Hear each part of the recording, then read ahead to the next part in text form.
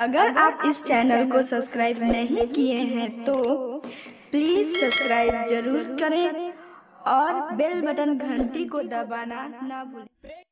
मैं तो तेरा नसीब था, होठों पे रहता था हर वक्त बस नाम तेरा।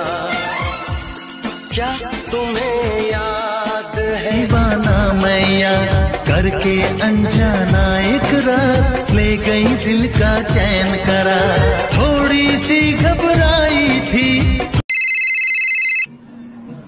क्यों बार बार फोन करके परेशान कर रहे हो? सब साथ में बैठे हैं, बाद में बात करना। बाय। ओए हीरोइन, मेरी बात सुन। अभी तो फोन करके परेशान कर रहा हूँ। अगर मेरे अलावा किसी और से शादी कर ली ना, घर आके परेशान करूंगा। कोर्ट के चक्कर का पैसा हम तोहरे पालू टैनी रे, पढ़नी पढ़ाई नहीं फेल कैनी कई दे, लहुआ कहनी तोरे चक्कर में पिटैनी रे।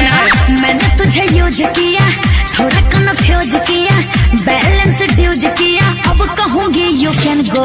जोरे जो जो जो जो जो जो जो जो जोरे जो जोरे जो जो जो जो जो जो जो जो जोरे जो। नो नो नो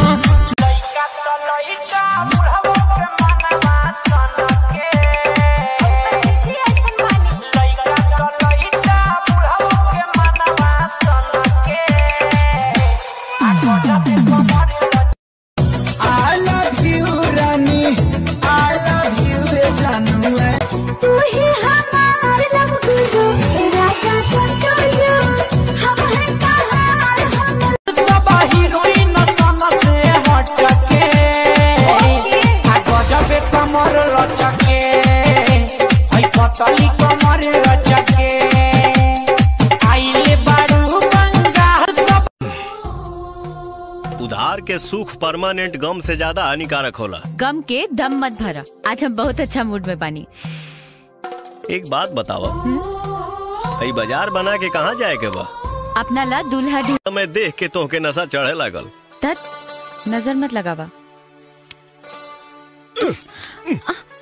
डेरा मत, रेप ना करब तहार। सीधा खड़ा रहा। जी।